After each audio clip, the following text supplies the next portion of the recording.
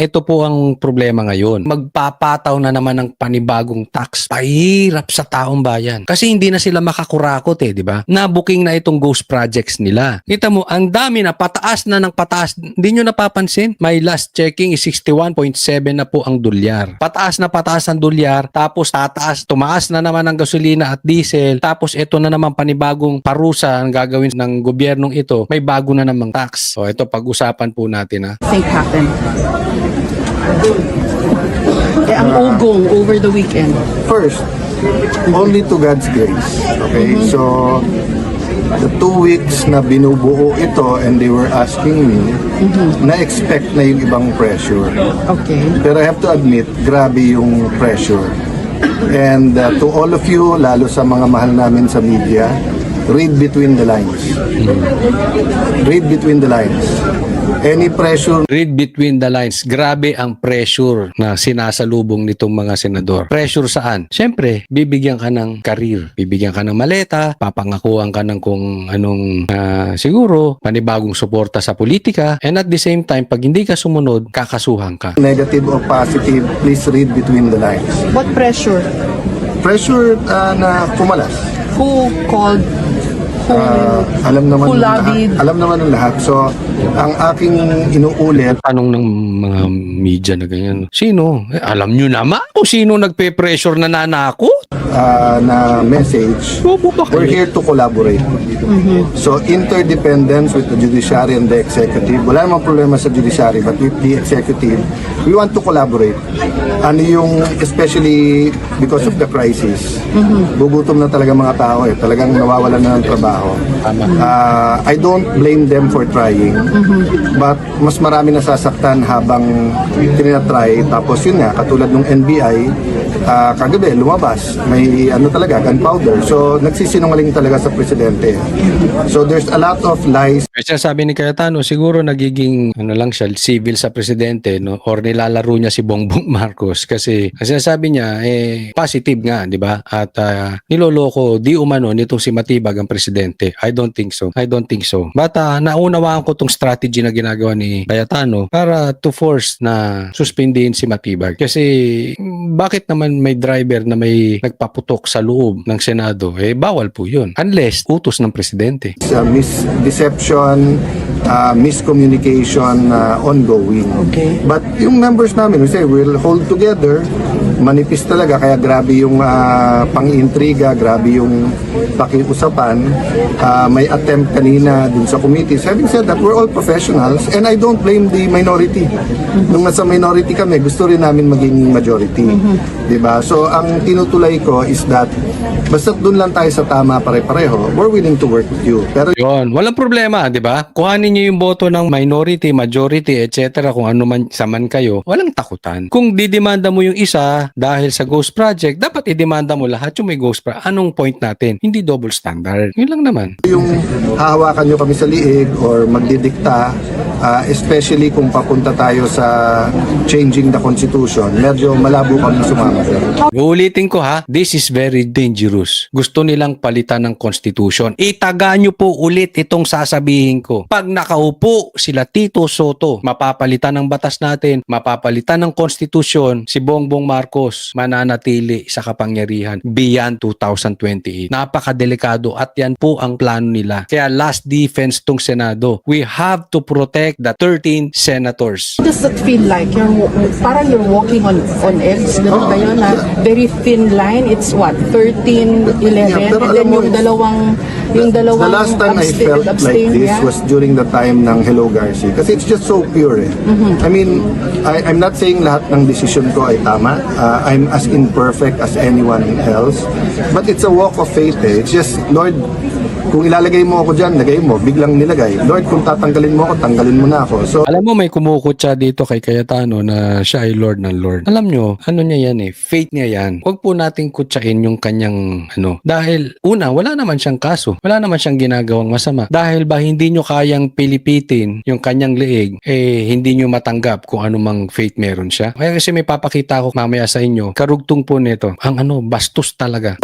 I just have to make sure that every day is a day I really use to the optimum. Gamitin ko talaga yung kapangyarihan na binigay sa akin ng Senate President to do good. Diba? So yun ang mimitingin namin ngayon. What is the 3 to 7 bills that can address the crisis? So ano yung presyo, trabaho, kita, or sa energy, presyo ng kuryente, or sa agriculture, maliit man ang epekto or malaki na we can propose to Malacanang tapos itulak ng gusto. But kaya yan, medyo hindi lang kasi na-pick up because it was just one of my vlogs naman.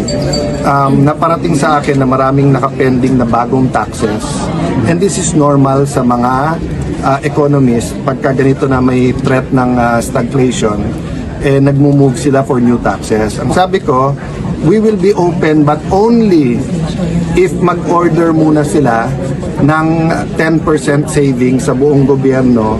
Ipakita muna natin sa tao bago natin singilin ng mas mataas na tax. Dalawa. One, nagsisave tayo, walang luho sa gobyerno. Number two, honest to goodness yung atin anti-corruption. Yun. Eto problema. Masakit po yan. May bago na naman pong gustong gawin itong gobyerno ni Bongbong Marcos. Tax. Tayo na isa sa pinakamahirap na bansa sa mundo. Tayo pa ang pinakamalaki ang tax. Tapos ninanakaw lang nila. Kaya nga ang sabi ni Cayetano, bago tayo magpatupad ng tax, pakita muna nating nagtitipid tayo na meron tayong 10% savings. Talaga naghahagilap ng makukurakot tong gobyerno. Pangalawa, seryoso tayo dito sa paglaban sa korupsyon. Ipakita nyo muna na makukulong ang mastermind ng flood control scandal at saka ghost projects. Wala pong problema yung tax. Kasi kung ang tax ay mapupunta sa infrastructure, sa pagpapaganda ng buhay ng mga Pilipino, sa kalusugan, di ba? Sa healthcare, yung tipong talagang pakikinabangan at aasenso ang buhay ng taong bayan, walang problema ang tax. Pero kung yung tax ay ninanakaw lang, ginagawang ghost projects, nakikita po namin yung ghost projects na yan. Araw-araw po, ninakaw lang yan. As anong ginagawa ng gobyerno ngayon? Gusto pang mangutang. Wala na nga kayong infrastructure, gusto nyo pang mangutang. Wala na nga kayong ginagawa sa korupsyon, gusto nyo pang panibagong tax. Wala na ba kayo talagang gagawin kung hindi yung sarili ninyo iisipin ninyo? Paano kayo magpapayaman? Ngayong nabuko kayo dyan sa ghost projects, wala na kayong mahanap na korupsyon, magdadagdag kayo ng tax. Tapos sinong papahirapan nyo? Taong bayan. Kayo naman na mag-bear ng losses. Huwag naman taong bayan. Eto, papakita ko sa inyo. Merong isang kababuyan, itong babae na ito video, papakita ko sa inyo, video ng kababuyan. Babae pa man din. Tingnan po ninyo. Yung sikat na ngayon lagi ka nababanggit ni Senator Alan Cayetano. Ay, baka po yung, basta hindi ko po kukunin si Senator Alan, mahalaga po yun. Ay, alam mo, Claire, that is a bad joke. Kasi laging Lord. Opo, Lord, God, at Lagi ka nababanggit. Oo, galing. May hirap po mag-quote ng scripture and may straight face. Diba? Kita mo to si si Claire, wala na siya talagang pinipili. Pati ba naman yung faith ng tao, pupunahin mo pa. Try mo kayang gawin yan sa mga Muslim, diba? Gagawin mong katawa-tawa yung kanilang Diyos. Sa akin wala namang problema kung gagawin mong katawa-tawa yung Diyos because I know kaya naman niyang ipagtanggol yung sarili niya. Ang sa akin lang, medyo galing pa sa babae, medyo kababuyan yan. Ginagawa mong katatawanan yung pangalan ng Panginoon. Alam mo naman kung sinong tinutukoy doon ni Cayetano. Walang problema kung hindi ka naniniwala sa faith ni Cayetano. Walang problema. But you respect yung faith niya. And at the same time, do not use the name of the Lord in vain. Wag po ganun. Hindi po maganda yan. Hindi po joke yan. Hindi po magandang joke yan. Patawarin ka ng Panginoon, no? Dahil marami na akong nakitang ganyan. Binababoy ang pangalan ng Panginoon, hindi magandang kinahinatnan. Wag naman sana patawarin siya. No? Maraming salamat po doon sa mga patuloy na sumusubaybay sa vlog ni Coach Oli. Wag po nating kakalimutan Patuloy po nating ipagdasal ang ating bayan. Nandito na po tayo sa sitwasyon na malapit na po mabulgar, ma-expose ang mga magnanakaw ng bayan natin. Patuloy nating ipagdasal kahit sino pa mayan na ma-expose sila, na mapanagot po sila. Dito na tayo at malapit nang mailalabas. Ito nga, 'di ba, sabi natin meron nang nakaupo, no, na meron nang nilagay, ipinalit sa pwesto ang bawat committee. Pero hindi kayo nagtataka bakit ang Blue Ribbon tila wala pa. Ang dinig-dinig po natin dyan, medyo isususpense nila ng konti. Bakit? Diyan po sila nanginginig sa Blue Ribbon na yan. Para hindi sila maka-opensa, baka ihuhuli nila yan. Pagpapalit ng Blue Ribbon, ihuhuli nila yung paglagay ng tao dyan. Ang sa akin lang naman, kahit sino ilagay dyan, Pia Cayetano, Chis Escudero, Marcoleta, basta wag lang si Lacson. Please naman, wag naman yung walang kaalam-alam sa batas. At saka tilang talagang pinagtatanggol yung mga mastermind.